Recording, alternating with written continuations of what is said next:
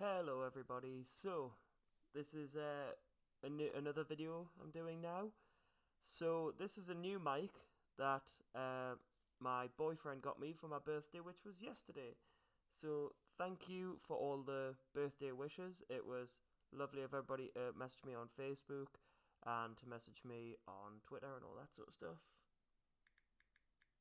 I'm messaging in the background because I've got people leaving comments and stuff down here on Twitter still, so just double checking that. So I thought today would do quite a unusual and interesting video. We are going to have a look back at a movie advert that came out in the 1980s. So it should be a bit different. We're going to see how it sort of links in with like current things and current movies and see how it lines up, see if it's anything different or see if it's anything interesting. So the movie itself is from 1988 is when this movie came out. So we're going to compare it to modern advertisements and see if it even matches up, which I mean let's all be fair, it's not exactly going to, is it? So, you know, it's not gonna sync up exactly, but it might still be pretty good, so we'll try it.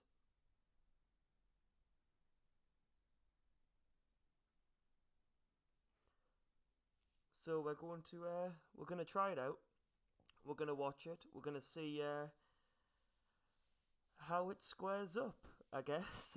Which I mean, to be fair, I did 3 years at college in film, TV, and media, and you know, we we we went from old movies to new movies to then looking at old advertisements to new ones, and every what we call the new way of thinking, really, which is what we thought of back then, and then what we would think of now, what we consider acceptable now that we didn't consider acceptable back then, and then also how things all tie in together. So we're gonna watch back at this one from the 1980s. We're gonna see how it links up, I guess. So let's put it up on the screen, and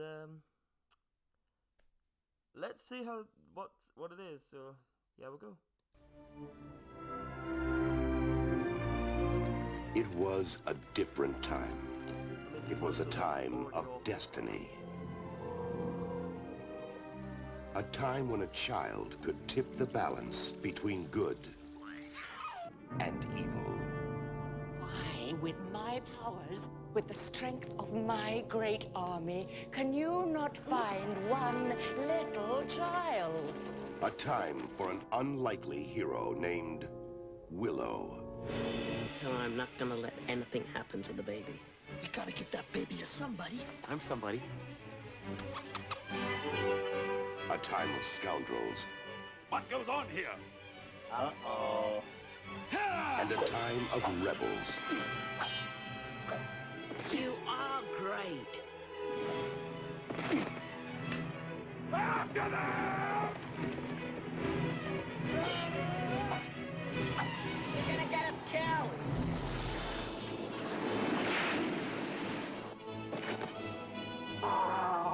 You're a great warrior and a swordsman. And you're 10 times bigger than I am, stupid! Find the child! Find the child! It was a time when courage could be found where you'd least expect it. I'm gonna stop it there for a second. I'm getting a lot out of that, to be fair, because it's quite funny. Can we, for one, just point out that that is Val Kilmer, the man who played Batman? I mean, seriously. So cheesy considering the fact that he was at one time Batman. Pretty sure it was after this he was Batman, but still, I mean, bloody hell. Also, Warwick, it's just really weird seeing Warwick Davis that young. But there's several things in this advert that you could see that wouldn't fly now. So basically, if we look back at it, obviously the quality's not great. but they didn't have HD then, so, you know, that's not really a factor for me. But then, the other things I'm noticing here is the storyline, for one. That wouldn't even fly now, if you think about it, really. I mean, now, you know, not very many things are left to the imagination, because you can reproduce pretty much anything these days. If you look at, like, what people consider to be top movies now, you've got, like, the Avengers. Kids are very focused on superheroes at the minute. So you've got the Avengers, you've got Deadpool, you've got Spider-Man, you've got Captain America, you've got Iron Man, you've got Black Panther, all that sort of stuff. And it's, I think, to be fair, it's getting a little bit monotonous, because I don't really find superhero movies appealing at the best of times, but now that there's just one after the next, after the next, after the next, it's becoming a little bit monotonous and boring. So this I can relate to, because you did have to think as well, because you had to have some things in the imagination, because they couldn't reproduce everything. But I mean, if you look at the other movies that came out around this time period, you had things like Labyrinth. That was so cheesy, but very good. You had things like The Never-Ending Story. Again, very cheesy. Such a good movie. And this movie, I have seen it, obviously, and it is an interesting movie to watch. It's not the best movie in the world, but it's certainly not the worst movie in the world. It's still got context in it that's interesting, but I like the fact that the voiceover is awful. Like having some man going, "In a time before." Now, no one will give a shit. Everyone will be like, no, no, no, no. It's got to be much clearer, much better synced. And that isn't. That's just awful. And as well, like I say, the storyline is cheesy. Very, very, very cheesy. But you do get some good laughs in this movie, so let's watch the end of this and see what happens. A time when unearthly powers raged and good men risked their lives.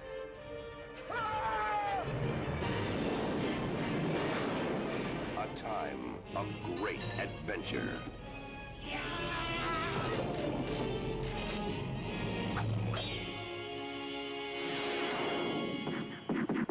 From the creator of Star Wars and the director of Cocoon, Willow. Okay, so we're going to stop it there.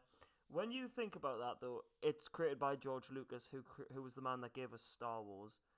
It really sort of lets it down, because that was nowhere near as monumentally cool as Star Wars.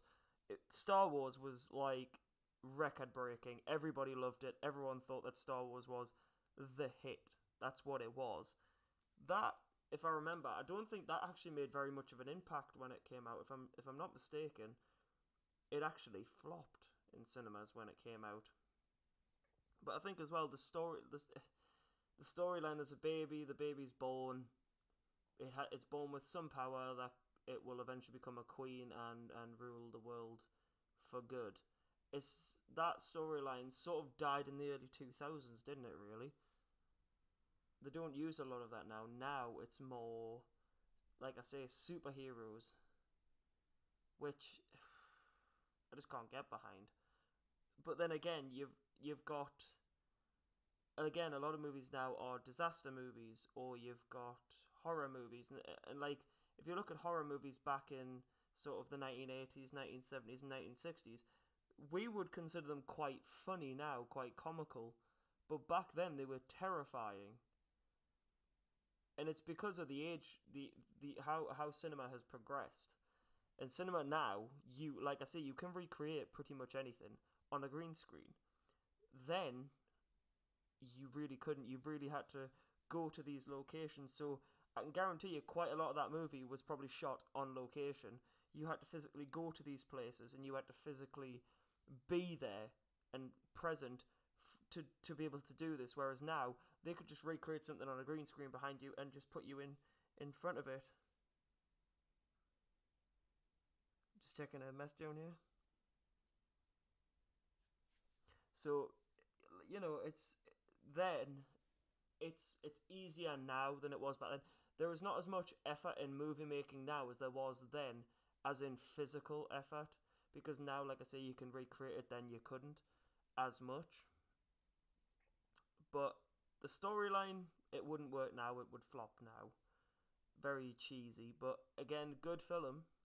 It's just very hard to see Val Kilmer in that once you know that he has also played Batman, because he plays a very cheesy role in that. I mean, I know he was cheesy in Batman, but not as bad as that. Warwick Davis, it's just weird seeing him young, especially if you're like my age. You're used to him sort of in his sort of 40s onwards. But I mean, you know, each to their own. But I mean, for its time period, I'm imagining it was a very gripping advert and very exciting for people to watch. Again, for its time, the advert's pretty good. To be fair, I loved the skull mask that they gave the one of the main bad guys there called Kale.